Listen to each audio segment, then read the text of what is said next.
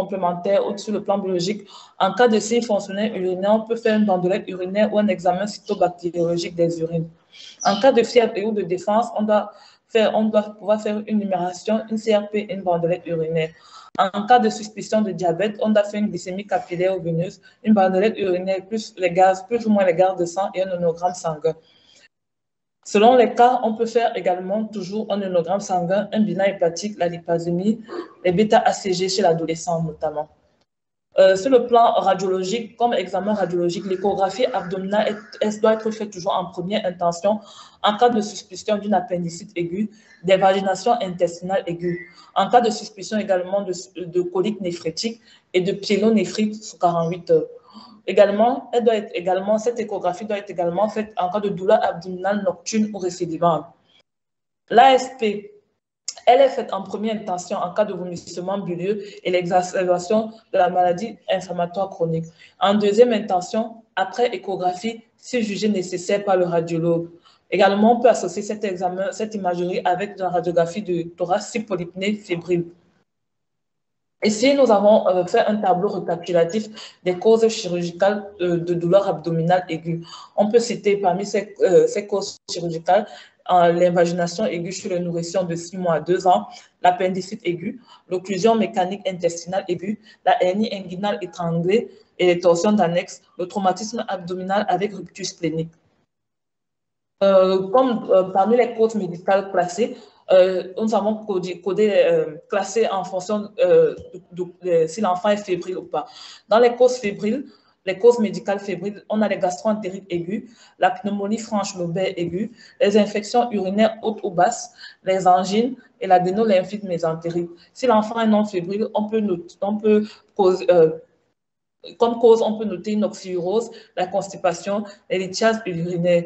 Et selon le contexte, on peut également rechercher un syndrome polyuropolydipsique, un syndrome œdémateux associé à une oligurie ou une CVO abdominale, notamment dans le cas d'une drépanocytose et une dysténurie chez l'adolescente. Les pièges diagnostiques dans les douleurs abdominales, il ne faut jamais passer à côté d'une acidocétose diabétique, une insuffisance surrénalienne, une ostéomyélite sacro et une sacroïléite. Dans les causes de douleurs abdominales chroniques, nous avons classé en causes digestives et extra-digestives, à savoir causes digestives, les reflux gastro-œsophagiens, les maladies peptides, les parasitoses intestinales, le syndrome du côlon irritable, la constipation chronique, les maladies inflammatoires de l'intestin et la pancréatite chronique.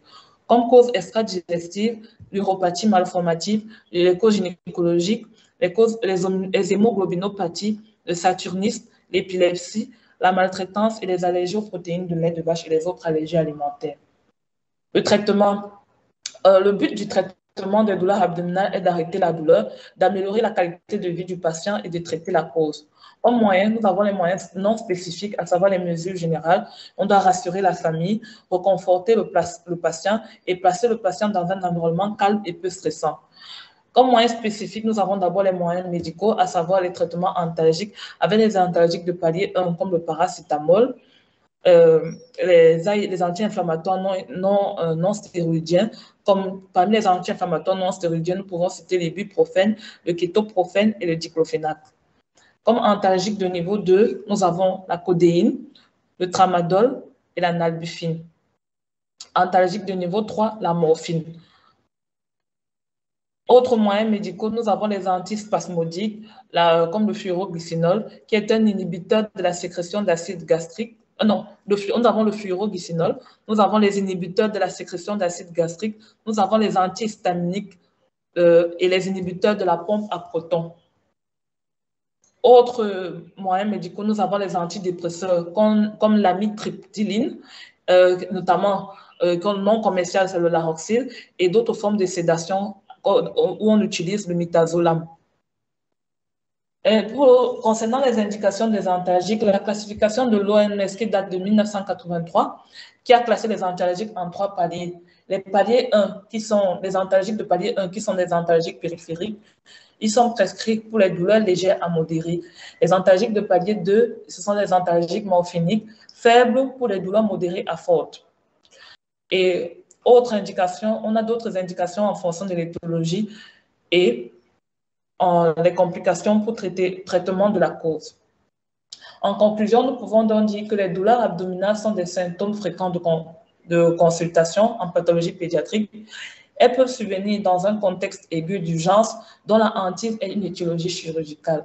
En dehors de ces situations, les douleurs abdominales accompagnent la plupart des affections médicales aiguës de l'enfant, d'où la nécessité d'une démarche étiologique rigoureuse. Nous vous remercions pour votre attention.